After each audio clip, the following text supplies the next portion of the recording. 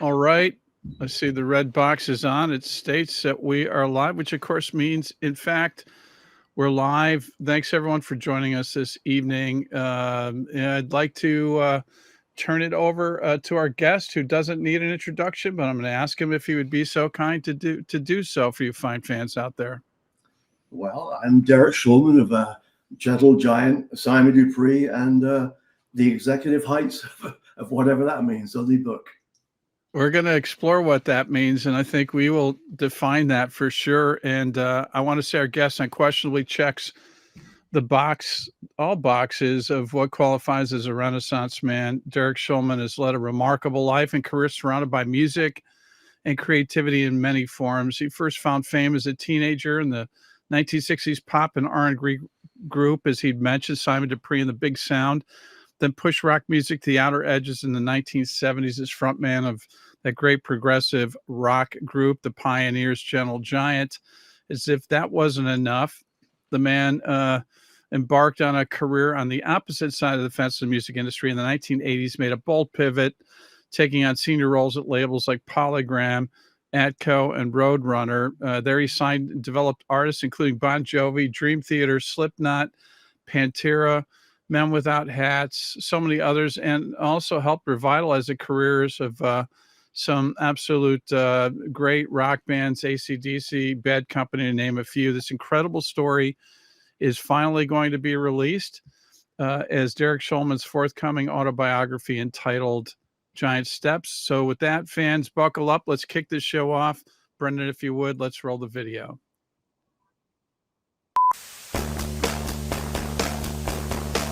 Thank you, Steve. You made it very easy for me.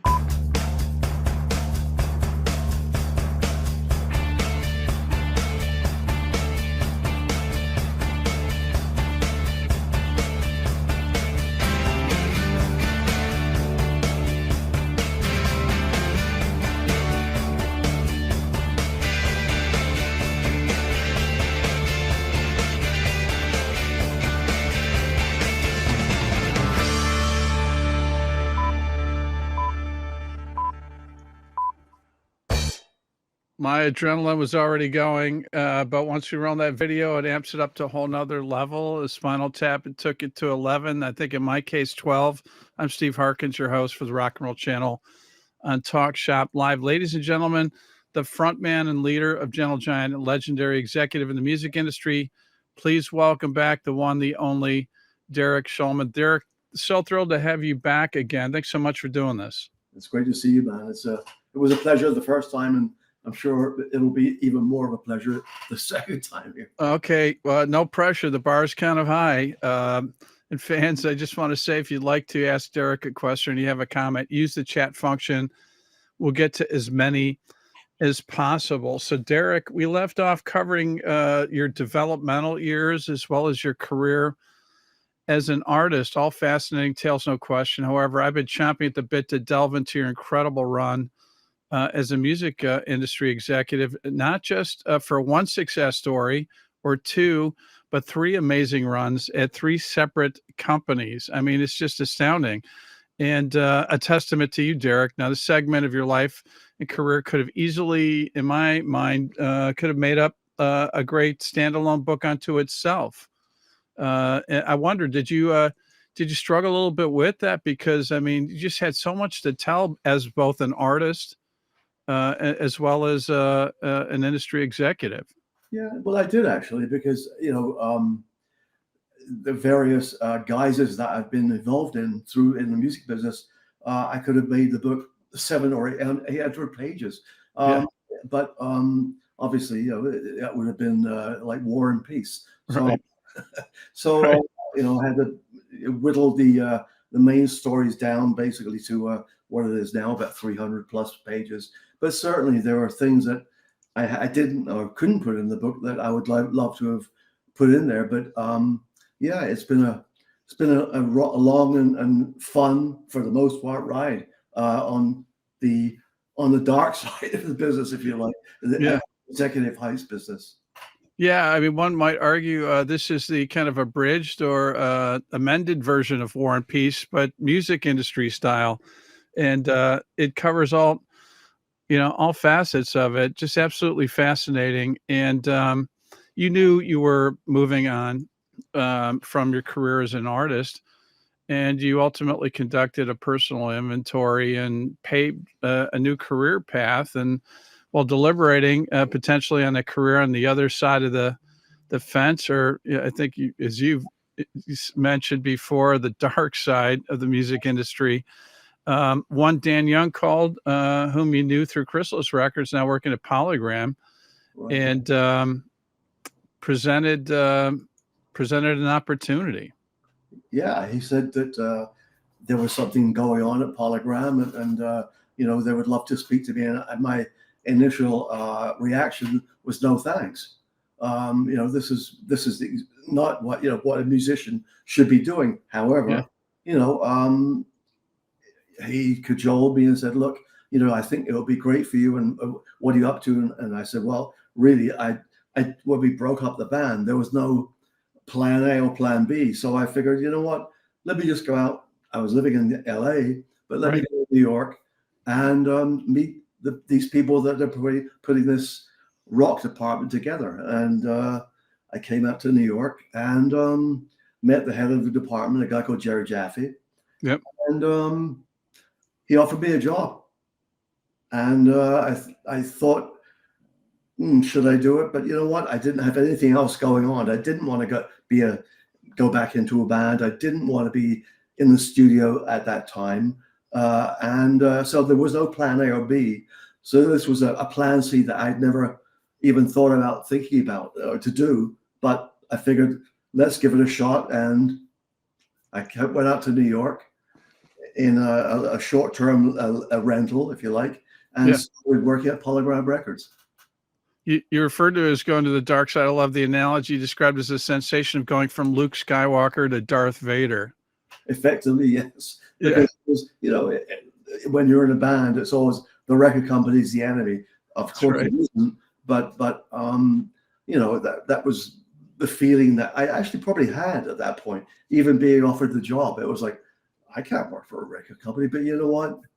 I need to make a living, and to be honest, and I didn't want to do it in different ways. I didn't want to be a singer in another band or produce records like my brother did. So I said, let's give this a shot. I wasn't planning for this transition to be long term, to be honest with you.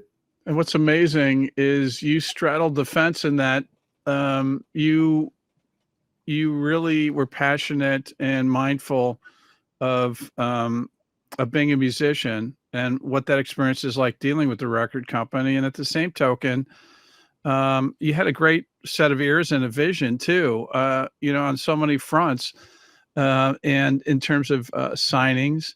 And, I love the fact that, while you're uncomfortable, I mean, you set your sights on learning the business.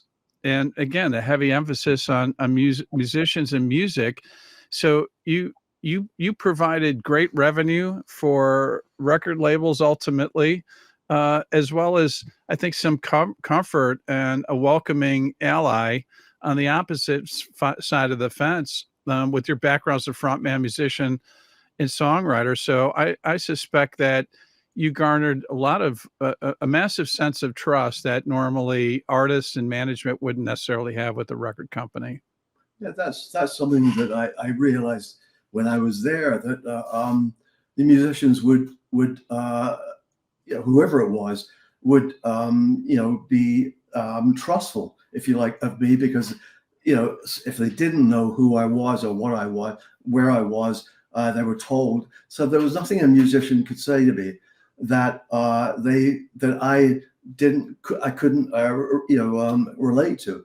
There wasn't anything that they could say. You don't know what it's like to sleep in a van. You don't know what it's like to not have not get gig money, because I knew what it was like to do everything. You don't know what it's like to play a little club or a big arena, because I'd done all of these things, and so I could relate to musicians in probably every fashion. In fact, I knew what it was like to write a song and record it, if you like.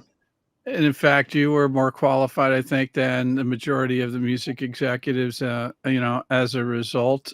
Fabio was one of the first ones here checking in and saying greetings from Brazil. which is amazing because we had never played in Brazil. This is Gentle Giant. Yeah. And interestingly enough, when I look at the Spotify top 10, 4 cities in Brazil are in the top 10 of Spotify streaming. So It's amazing. I wish we'd had played in Brazil, but Yeah. very Well, interesting. when was the last time you performed in front of the public? In 1980 at the Roxy Theater in Los Angeles. Wow. That's a good one to call as kind of a finale, whether or not that was the intention. It was. I mean, it was. Well, it was. Yes, it was. We decided to call it a day, and we went off after the show and went to our various homes. And as I said, I was living in LA anyway, so I was there and thought, okay, what do I do now? Yeah. So hence when Dan Young called, it was something that I hadn't thought about, but I'm glad I did because it made, to be perfectly honest, it was it made a different career change for me, and also I was able to provide for my family, and thankfully I was involved in music and the artists that I believed in, whoever they were, because in whatever genre they were, because all of the artists I was working with and had worked with were leaders in their field. They were all authentic, and if you go through them, whether it was people say Bon Jovi, but every one of them were artists that were doing something that no one else is doing. And I'm happy to say that most of the artists that I dealt with are still going and still very, very popular. It's amazing. And, Derek, I think that also stands uniquely out in terms of your peers, because, most executives and everyone that works for these major record companies, were faced with having to go out and peddle, if you will, whether that was in sales or radio promotion, artists that necessarily didn't speak to them in some cases, right? I mean, it was just kind of like, look, we got to push this, whether you like it or not, and you got to put on the brave face. And that, I think, is what's so incredible about your story, is that you found kind of these pioneers or these leaders and artists that you believed in, as opposed to having to work artists that you were forced to work. Well, initially, to be honest with you, when I first started, it was in the promotion department and artist development, and there were a couple of artists that I was, I guess not forced, but that was my job. And one of the bands I kind of was not forced, but that's something which was my job, was a band called The Jam. And they were less than pleasant, let's put it that way, because they thought that America was, they should have been as gigantic as they were in the UK, and they were gigantic in the UK. But the truth is no, they shouldn't have been, because America, it wasn't because of lack of radio promotion. It was that American fans didn't embrace them. It just didn't resonate. And they didn't understand that. Of course. So it was a difficult one to relate to. However, I still was able to relate to them being British and everything else. But they thought that touring America was doing 8 cities and that was it. That's all you had to do. Yeah. Sounds like the House of Representatives. Oh, sorry, I didn't want to go political here in the U.S. Okay. Moving on. I wasn't going to bring up Paul Weller, but I'm kind of glad you did, because it's a good call out. And again, a terrific band, but sometimes it just doesn't connect. But speaking of connecting, Bogdan, thank you for being here. Super excited, Derek, that you're taking the time out to be here and Gerard Campbell from South Florida is here. Also, I want to say thanks to Edward and Harry. So many people have purchased this record, and we promise it's coming. I'm not sure if it's cleared customs, but it's going to clear customs. No tariffs involved. Again, sorry, didn't mean to bring up politics. That's the beauty of books and music. Tariff-free. Chunky Fire is saying shout out to you, Derek, at 3 Friends is amazing. Well, I think it's pretty good too. Yeah. I think the 3 of us can form a club for sure. Harry S. and Noel, thanks for ordering a copy of the book. Also to Chuck as well. And that's my cue to say we're gathered here this evening to celebrate a brilliant autobiography entitled Giant Steps, My Improbable Journey from Stage Lights to Executive Heights. Love that title by the one and only Derek Shulman, co-written by John Wiederhorn, who did a terrific job. It covers in wonderful detail his early life, musical career as an artist, including fronting Gentle Giant, his transition to an extraordinarily successful music executive career, 3 incredible runs from Polygram to Atco to Roadrunner, responsible for the success of Bon Jovi and Cinderella to AC/DC and Pantera to Slipknot and Nickelback, to name a few. The book is officially published. No turning back now, Derek. It's locked in. It's in stone. Published on December 2nd. But Rock and Roll Channel fans and Talk Shop Live can order their copies right here, right now. And as his way of thanking you fine fans, Derek has graciously agreed to personally autograph copies purchased here on Talk Shop Live. Just hit the shop button on Talk Shop Live. Socials, comment shop will DM you a link, and the rest is quick and easy. And there's no greater way to show how much you appreciate such an important artist and also contributor on the opposite side of the fence as an executive, in bringing great music to all of us fans, than by owning a copy of his latest body of work, this book entitled Giant Steps. Now, you learned very quickly through Gentle Giant, the opposite side of the fence. You guys were constantly told you were a priority for the label, but now that you're wearing the opposite hat, and you knew that they were kind of feeding you a line, and that wasn't necessarily the case. That's exactly true. And had I known then what I learned, I think I would have probably, I think, who knows, but I think Gentle Giant would have possibly been a little, well, we were pretty big, but not in a different fashion. We had a sort of a cult level, if you like. Right. But I certainly think that had we had a champion that said, okay, this is the one to hit that green button, in the couple of record companies we were in, we possibly could have been, I don't want to say bigger, but I think you're right. I think bigger would be appropriate, not to interrupt you. But it was what it was, and I can't say that, I can't say enough of what an amazing 10 years that was for me. To be in a band like Gentle Giant, because I'm still involved with the catalog, and in fact, as we speak, I'm involved with remixing in a glass house actually. That's incredibly exciting news, and you know what else is amazing is the original fans have stayed with you all along, but there's new generations of fans that have discovered the band as well. And that, I think that's a testimonial to what you guys brought to the table. Yeah, that's amazing. Just deserved. Yeah. And that's an amazing thing. And I feel very proud that a new generation is, watching the videos and playing along. In fact, I may have told you about or discussed this on the last time we spoke, but a very special thing was during COVID when my son and Ray, my brother, put together the proclamation video. Yeah. And, the fan video. And then it was, it became the event of the year for Prog Magazine, et cetera, et cetera. And, not for nothing. I don't know if you know this, but the hip hop community has also embraced the music of Gentle Giant.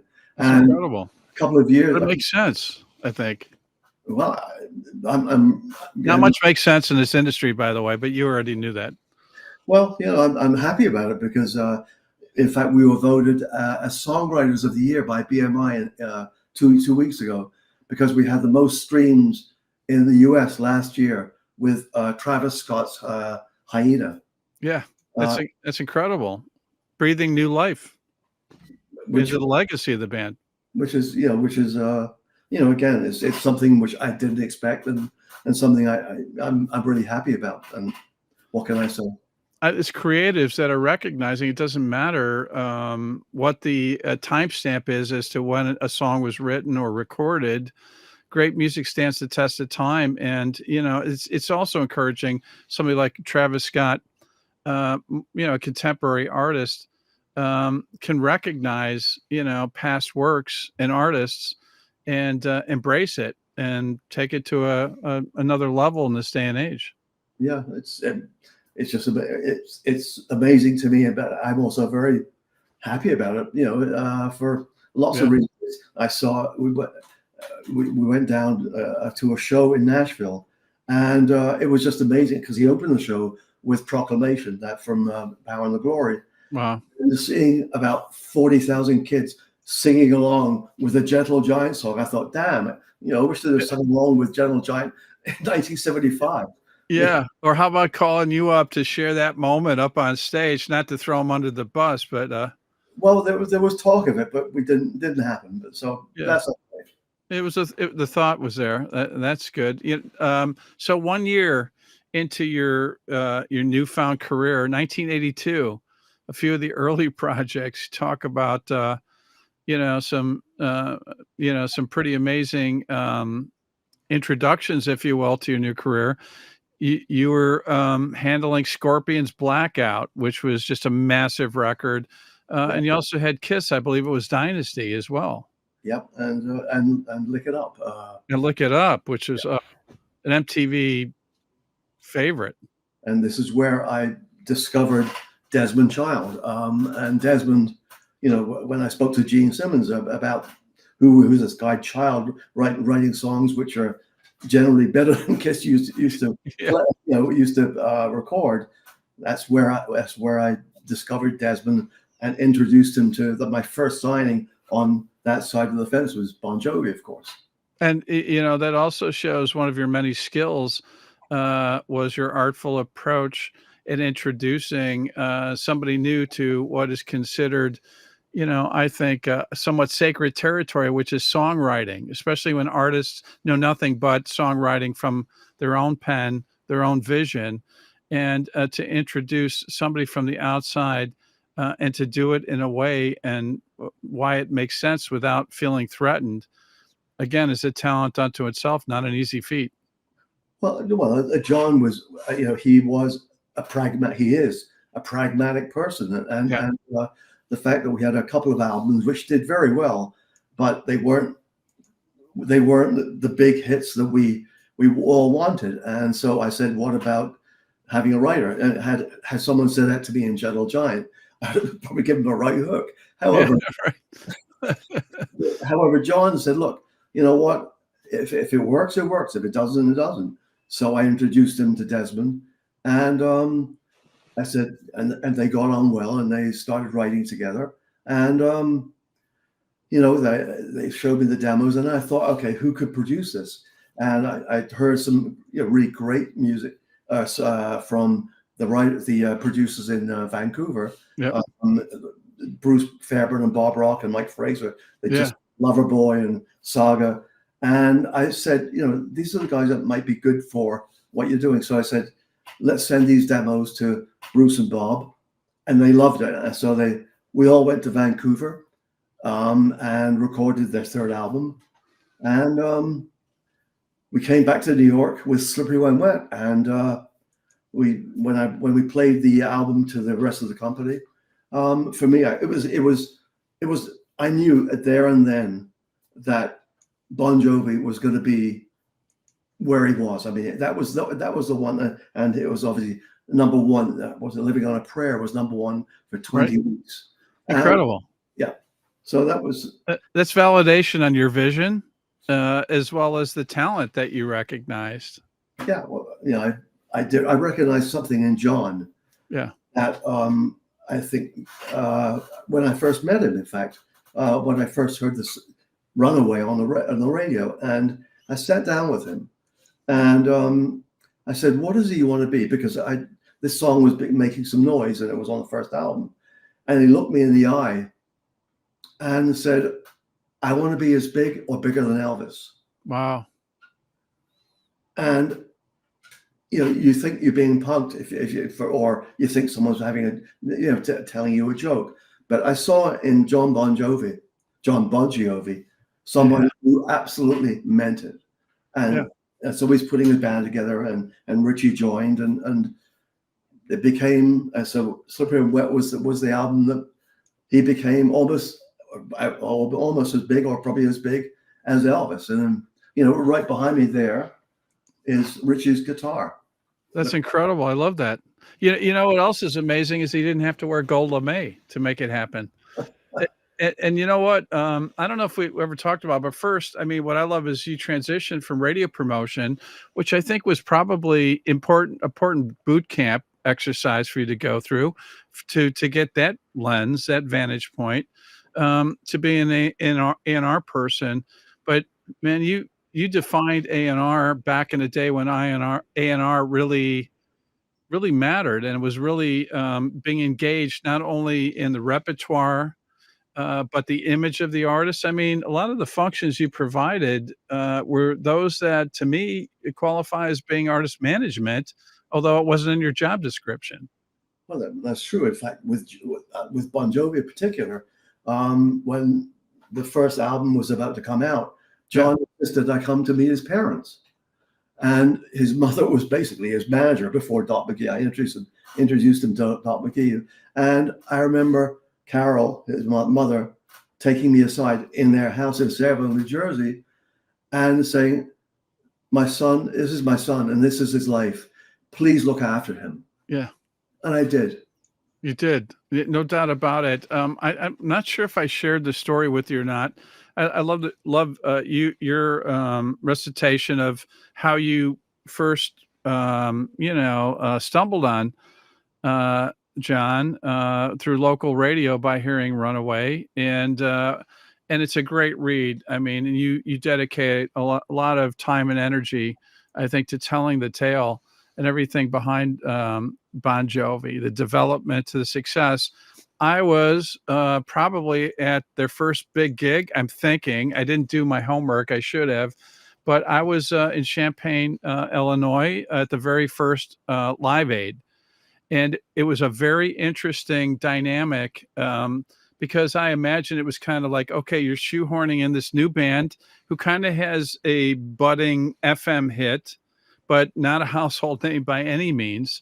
But those guys, I want to say they might have been the third act on stage. They were sandwiched in between so many traditional country artists. There were no rock acts scheduled to perform until late afternoon, early evening. They were the only rock act. And, they weren't, I don't think they were a hair band, but they had the hair, they had the look. And here they were between Merle Haggard and Willie Nelson, and everybody's kind of in that traditional country mode, and they're doing "Runaway." And it kind of reminded me of that film, The Producers, where the curtain comes up and you hear the song "Springtime for Hitler." But I don't mean it like, they were offensive by any means, but it was just kind of an interesting dynamic and reaction. But man, he went out there, the band went out there, and they killed it. And it was like, they played out there for the 3 songs or 2 songs or so, as if their life depended on it. It was the last gig they were ever going to perform. And I never forgot that, because I knew, like, you got to keep an eye on these guys, man, because it's like they're not going to let anything bring them down, any challenges whatsoever. And I just had to add that little story because I kind of felt it, because it wasn't an optimum slot. But, they were still playing in front of 70,000 fans who weren't just country fans. They were rock fans too. And they definitely made a mark. Right. Well, that's something that, again, John had an incredible work ethic, still does, and the band does. And that's something that all of the bands that I was involved with, they were, they also, what they needed, for me at least, to have that same work ethic and to work their asses off to to do what should be done to make them successful, not just on a recording part, not just not just thinking that the record company is the one that spends money and should make them a hit. They Yeah. go out there and prove it as a live band. Yeah. And that's something which was, again, very, very important, because we, as my old bands did, we made our name by being a live band. And so the bands like Pantera, like Dream Theater, like Cinderella, like Slipknot, like all the bands that I was signed that were, AC/DC, which Yeah. I brought back. They're all amazing live bands, and that was very important to me. And also, they were all authentic, real bands, and not following a trend or being Yeah, followed. mimicking somebody, right? Or yeah, for sure. They were definitely were unique, creatively, both in terms of their material, as well as, they were all yeah, as you said, they were great live bands too. I mean, they had the whole package. Yeah, but that was the key to me. I mean, if they weren't great live, Yeah. then that's something that I would have thought twice about to sign, honestly. No doubt. And, you touched on Doc McGee, but I love, hear that, there was discussion about, well, what about David Krebs, who was an established manager, had a roster that was, successful, and, that would have been the easy default. But once again, you kind of had that vision of Doc McGee was not, the iconic, legendary manager at that time, but you had that vision of, no, this is the right guy for you. And again, not in your job description, but you were intent on giving them, I think that guidance that Doc McGee was the right guy, and he was. I also love that you also talk about how Doc was appreciative, and he knew you were going to check out one Pat Travers, which I believe was you brought to the public. Boom Boom Out Goes the Light, which is a big hit for him. But Doc said, "Hey, if you're coming down to South U.S., I think it was Florida, check out Pat Travers. Why don't you just stay at my place in the Caymans? Bring the wife, and and this is kind of like behind the scenes, those things that always were offered and enticing exec influence." And you said flat out, "No, I'm good. We're not going to the Caymans. I'm here to see Pat Travers." And there's other examples like this, which again is a testament, I think, to your character and standards, and really counters in general what was going on in the industry in the 80s. Yeah, there was, it's not in the book, but there were other Yeah. instances where, the guy who was running the ship, or I guess if I was running the ship, was offered all kinds of inducements, if you like. Yes. I just remember, which again, had this book been twice as long, I would have included them. But the manager of Golden Earring offered literally cash to make it a priority to make sure that the promotion department and the sales department, was number one on their list. And I said, look, I think the record's good and I like Golden Earring, but don't come to me to do that. That's something I would never, ever be involved in What my record life. was that? Was that the record with Twilight Zone? Yep, that was Yeah. exactly the same one. That was exactly it. And it did Wow. well. Yeah, right. It's like, what? Put your hands back in your pockets. Come on, guys. They would have felt like idiots. Maybe we shouldn't have offered all that after it was all said and done. In fact, I wonder if they didn't second guess themselves. Well, thankfully it did quite well, so they didn't need to, trying to induce me to become a little crooked Yeah. person. Yeah, I You, would never be. you talked about Cinderella, Tom Kiefer, who was a force of nature as well. Another amazing case study, again, of your instincts in recognizing opportunity. I was not aware of this, but seems pretty clear after reading that passage that you should have received a co-writing credit for Nobody's Fool, which is a rock standard. Yeah, well, he had the song there, the initial verse, and then it went on to some long-winded blues thing. I said, Tom, that the verse is great, but let's try and make it a song because the verse is great. Yeah. And I'm going to be very honest here. We were working with Def Leppard at the time as well, and they had a song called "Bring On the Heartbreak." Yeah. And I kind of borrowed that kind of riff and the chord change. I said, Tom, what about this? And I picked up the guitar with Tom. I said, try these chords, and let's try this out. And with a B section, so I was able to put that in, and you heard "Nobody's Fool" as the chorus. Yeah, incredible. And by the way, you're the only artist or A&R guy, I think, that would have pulled out a guitar. Most others would have, at least maybe they would have recognized and said, yeah, you got to, man, you got to take it to another level. Come back to me. But without, really influencing or kind of helping fill in the blanks for them. And again, I mean, it's the benefit of you being a creative and, cutting your eye teeth, being a musician and songwriter. Well, I was happy that I was able to, put the chords together, and Tom liked it, and again, that was a pretty big hit. So I'm happy for them and happy that it worked. Yeah. By the way, I was flown down to New Orleans because working on the Darth Vader side of the fence, helping to run a wholesaler out of Chicago. Polygram had me go down to New Orleans for the follow-up record. We were on a riverboat where the band played, which was a great play because like the band can't escape. They're trapped on the boat. They've got to do the gig. And I was like, boy, this is absolute genius. Still was a really good record. It was tough to top that first one. Yeah, the first one was great. Night Songs was also great though. Yeah, true. Yeah, and they learned to be a great live band very quickly. Yeah, and he had charisma. He had that thing. Yeah, and that's a key. That's a key as well. That I always, was always looking for. The same went for when I went to see Pantera.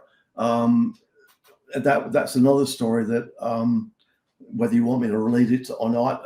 Sure, by all means. Well, no, because I was, when I went down to see them, I was aware of them because their attorney showed me a video of the new singer. He wasn't new, but he was new for the band on who they were in Dallas, and I was just blown away by the video, and so I said, I'm gonna, and that's when I was running ADCO, and I had 70 odd people, but I said, this is a band I've got to see myself, and I went to this club in Arlington, Texas, and within like 3 songs, I just watching them, and then with these 3 songs, I almost jumped into the mosh pit because this band, I mean, they were beyond brilliant live. I mean, they had Phil as just a genius frontman. He had a Dimebag as someone who was completely special, and Vinny and Rex, and I was absolutely blown away by them. I knew they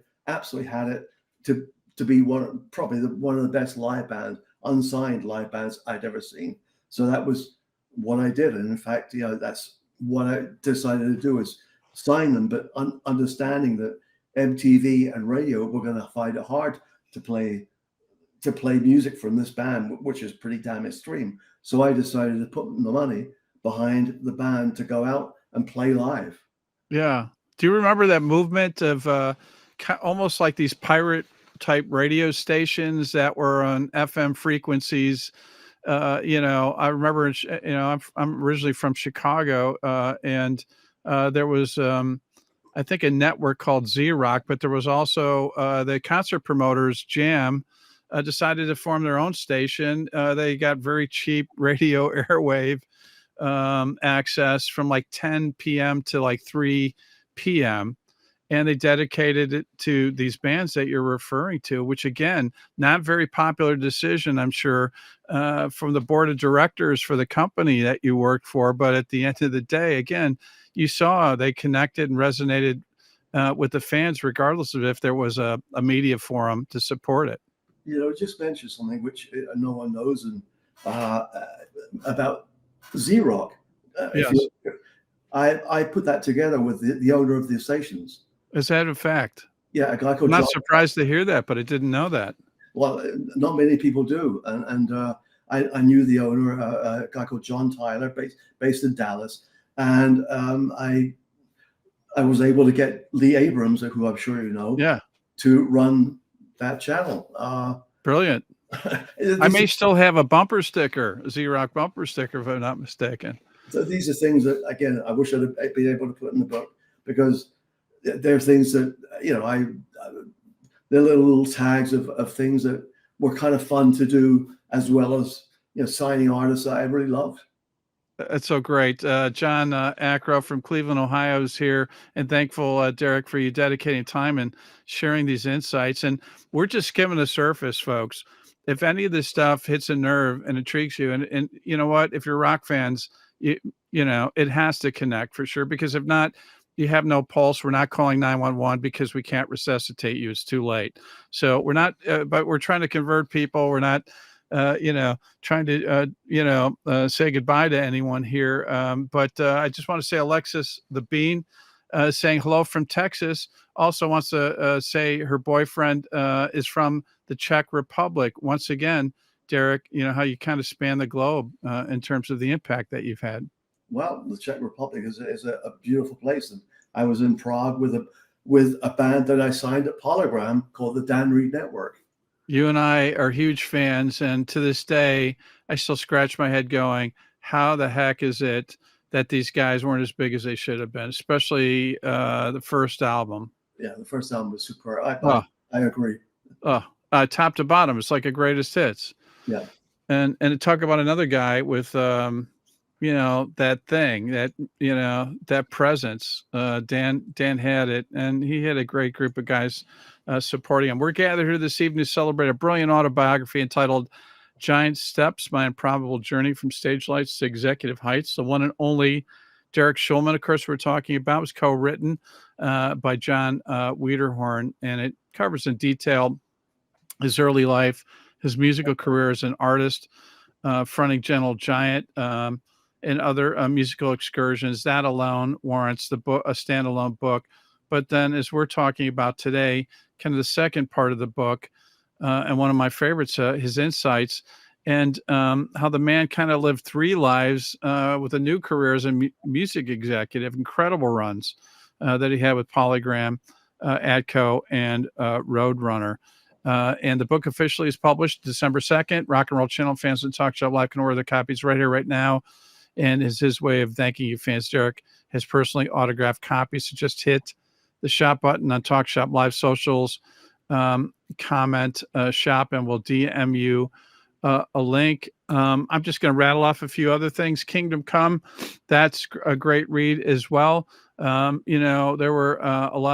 some backlash because they were so reminiscent of Led Zeppelin, but I would argue Led Zeppelin, unfortunately, decided to break up because they lost their amazing drummer, but the public was not done with their desire to hear music that sounded like Led Zeppelin, and Kingdom Come delivered that right out of the gate. That was a gold record. Again, great vision. And then you talk about kind of left field hits. You got Dexy's Midnight Runners. You got Men Without Hats that most labels wouldn't touch, but they've got a legendary hit song that will live on forever. And, I have to say, Derek, what I appreciate, I think your bravery and willingness to share, the candor in this book. The public has some sense, but not completely, all the sordid details, as many executives in the business have generally felt threatened to share their stories, some of which, again, are probably best left untold. But, I've talked to some pretty iconic executives that felt, I hate to say this, but they took their stories to their graves because they felt not only were their lives would have been threatened, but even their family, which was mind blowing to me. I'm not going to mention any names or who they were connected with, but I'm so thankful because it's important history, and it's not one of those books where it's just total show and tell, but again, I mean, you don't hold back. And I think one of the great stories was when your contract was coming up, you were kind of like the hot commodity out there. And you were smart enough to say, okay, let's take a couple steps back. You and your legal counsel said, let's just kind of see what's out there. And while Polygram obviously wanted to keep you there, you were being courted by legendary record guys like David Geffen. I love your insights about Columbia, and all I can say is I can attest to it, because although I dealt with a different level of senior executives, their aura and their approach was unique unto itself. And so that was probably an easy decision. But I also love the story about being courted by Atlantic and the legendary Ahmet Artigan. And, over time, we do hear all angles about it and how you were courted, yet you didn't close your mind completely. And at the end of the day, you ended up signing with the Atlantic family because one senior executive, painted a picture that resonated with you. First of all, they dangled a pretty amazing carrot in Atco, but he also offered you, I think if it was on eBay, it would command a $1 value as a promotional trinket, as opposed to all these lavish offerings. And that was kind of your aha moment, the combination of that conversation and his approach to say, yeah, this is the place I'm going to plant my seeds for the next round. Yeah, that's exactly true. When you read, or anyone reads the Ahmet and the Ahmet wooing, and it was when I think back about how much what they thought would appeal to me and my family and my wife. I still laugh about it, but all these things that I wrote about and I didn't write about, actually, which should have been in there, as I said, for the 800 page one. Yeah. There's always room for a volume 2, just so you know. Oh boy. Well, as long as you help me with it. I would be happy to do that. But certainly those things didn't appeal to me. But certainly when I met with the chief executive officer of Warner Music, Steve Ross, right? When I was sitting down with him, he had a basket next to him, and I said, "What's that?" And he said, "Oh, we have a place in Jamaica where our executives go for retreats and everything else." And I said, "That's interesting." And in this basket, there were little like dollar things with little umbrellas and lollipops and everything else. Yeah. And I said, "Oh, that's interesting." He said, "Oh, do you want one?" And he didn't mean the basket. He meant just one. Yeah. And that for whatever reason, that was something. It wasn't the drugs and the hookers and everything else. The Caligula vibe and the excess. Exactly that made me think that this was the right place. It was that little dollar basket of lollipops and umbrellas that said, this is the right place. I love how your resurrection of AC/DC is monumental and quite a story, when pretty much everyone else, including heads of the label group, were ready to walk away. To your credit, you fought for it, and you also traded. You'll go down in infamy. Most people go, "What are you, crazy?" But you traded, if there was such a thing in the music industry, Stevie Nicks for Bad Company without Paul Rodgers as the front man. Yeah. And again, on the surface it seemed like a head scratcher, but here comes Brian Howe fronting the band, and Holy Water was a hit. And once again, you delivered. I got to ask you real quickly, Bad Company just got inducted in the Rock and Roll Hall of Fame, and I know Brian Howe's family was pretty vocal about this, but and you don't have to comment if you don't feel comfortable with it, but your thoughts about Brian Howe. Do you think he should have been included in the induction? You can get back to me on the next show. I'm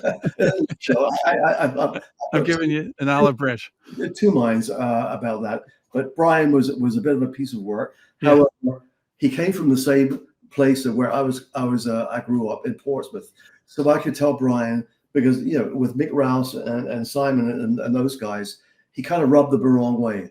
But I was able to tell Brian to shut the F up and get away with it, because he used to come to rehearsals for Gentle Giant when we lived in Portsmouth. So he knew that who I was, and so I was able to relate to him on a completely different level. But he was a great singer, and and also a really good writer. So at that point, for Bad Company, I was able to help them become, resurrect their career per se.